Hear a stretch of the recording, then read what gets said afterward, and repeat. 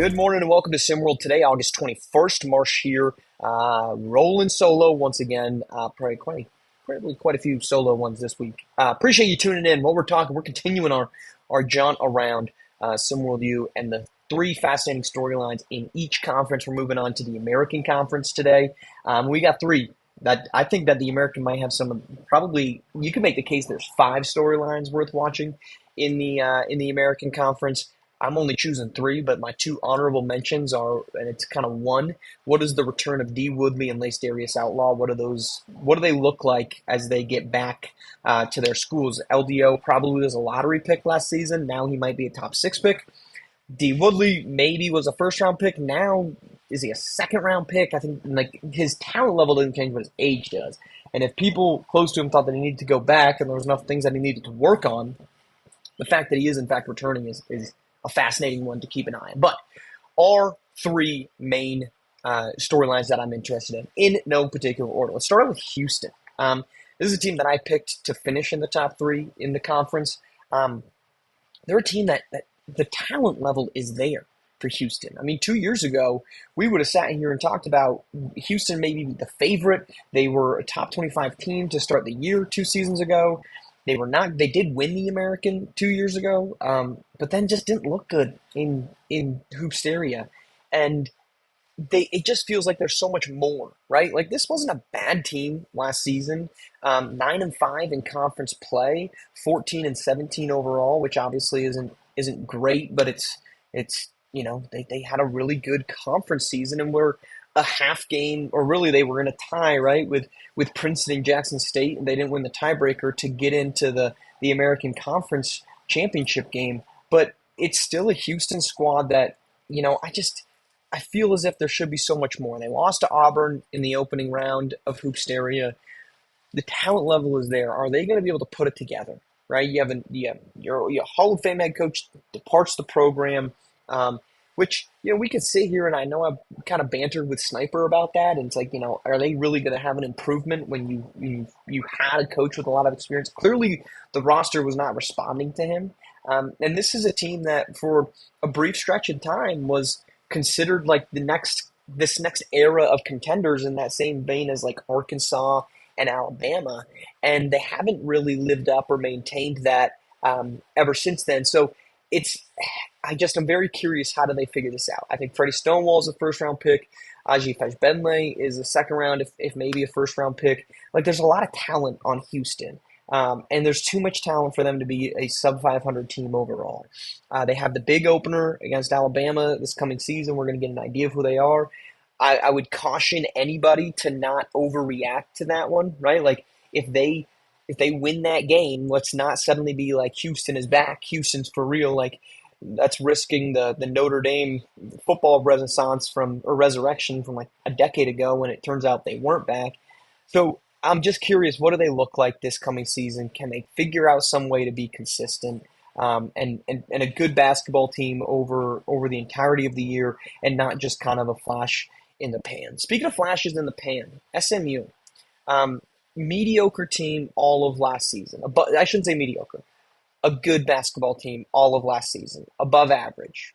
19-16. They were in and out of the top 25 pretty much all season. Always in that like 18 to 25 range when they were in. They don't finish with a great conference record. They were just 7-8 in conference play. And then comes Hoops area, and this team is awesome. They win 5 straight or 4 straight. They make it to the conference or the quad, and suddenly we're sitting there being like, my God. So 4 straight games, not 5.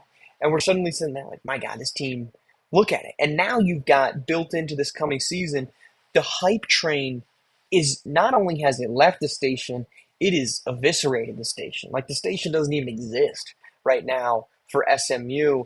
And I kind of look back at their run and it's like, okay, you beat Arkansas, good team, DJ Wagner, but then you beat the next 2 games was against the lowest seed you could have played based off the matchups. You played 12 Oklahoma, 8 St. Mary's. You beat both of them.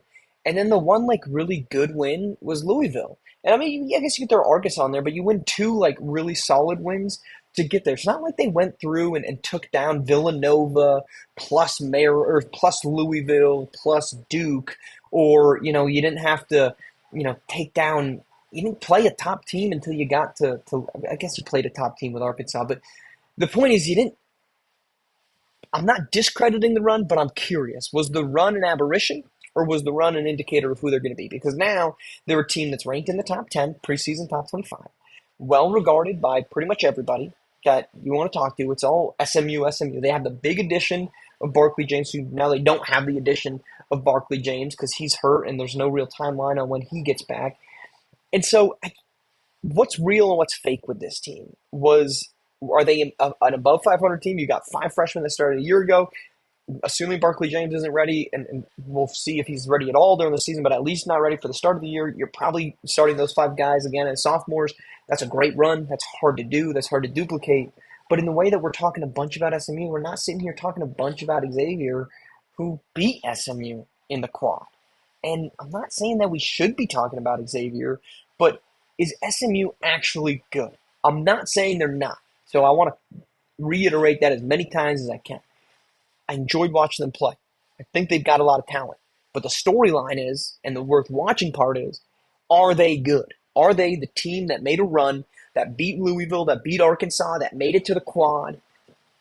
Or are they the team that floated above 500, that beat the teams they were supposed to beat, but didn't consistently beat the teams that were better than them, that went 7-8, below 500 in the American Conference, and was still staring up at Houston, who I don't think was a better team but had a better conference record, Jackson State, and obviously Memphis, and even Wichita State. Like Wichita State had a better record than them, based in conference play, going 8-6. What version? What are we getting out of SMU? I think is very interesting. And then my last team, the last storyline, Davidson.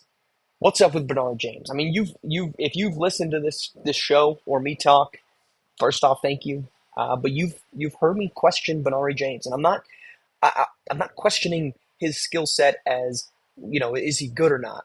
But when Bernard James committed to Davidson, like that was a big deal, right? Like that was a really big deal. It's my God, like this guy is one of the top recruits in college basketball, and he's going to Davidson. Like it was this start of this big summer of guys just not choosing major programs, not choosing traditional blue bloods.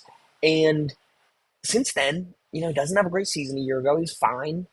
Davidson does not have a good season. They were kind of billed as a preseason favorite, maybe out of the conference. They're bad in conference play. I mean, they put together, and credit to them. Were they one of? No, they weren't.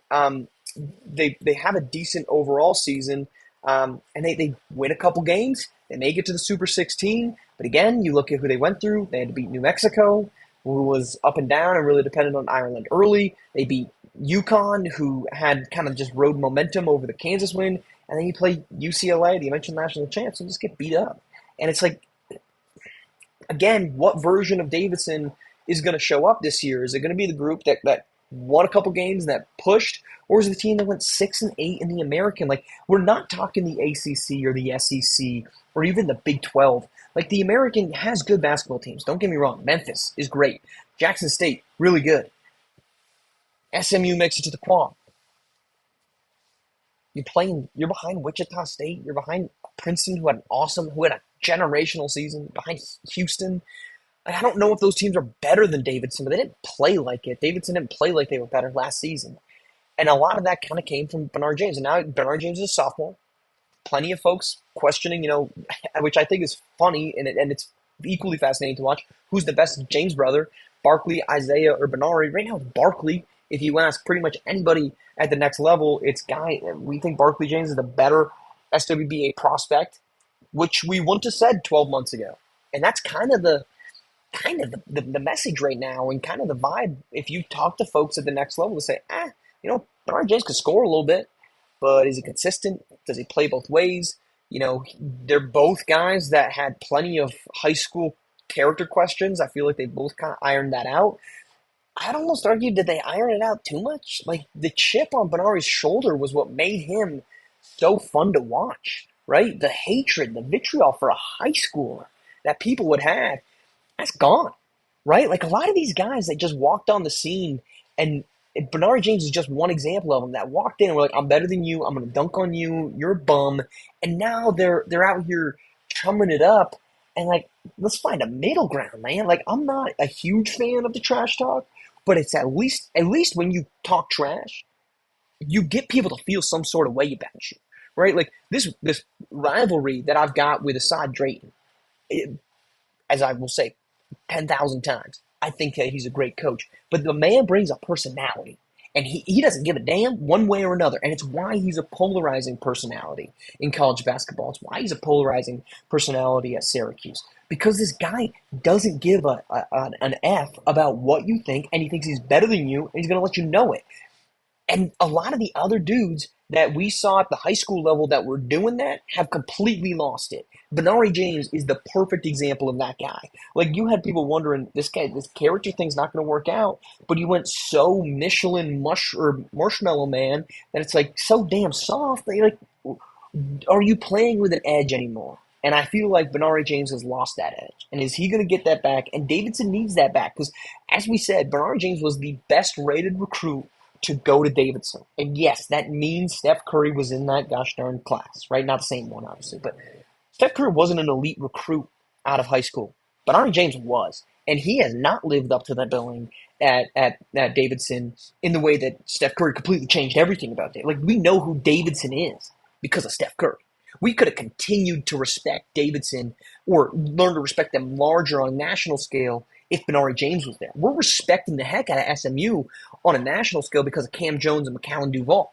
We are not respecting or paying attention to Davidson on a national scale because Benari James isn't doing it. And that, are we going to get that back? Because I think the game of basketball, you need personalities. You need people to want to watch, to love or hate. And that's true of any sport. People love to hate watch and love to love watch Patrick Mahomes and Tom Brady. People love to hate watch and love watch LeBron James. People love to hate watch and love watch Serena Williams. Like, pick your star people hate and they love. And Benari James was trending in that direction if he could put the talent level together. And he hasn't. And that to me is going to be super fascinating. Do we get an edge back from the kid, or does he continue to play more of a reserved game, which I think the personality, that more reserved personality, is showing up in a little less emphatic and aggressive and assertive play style last season as a freshman. So those are three storylines that I'm paying attention to. What happens in Davidson? SMU, was it a flash in the pan or was it the real deal? Like, can Houston figure things out and finally have the season that many people expect them to have in the American Conference? Appreciate you tuning in. We're back here tomorrow morning on SimWorld TV, the only place you can see the game, be the game.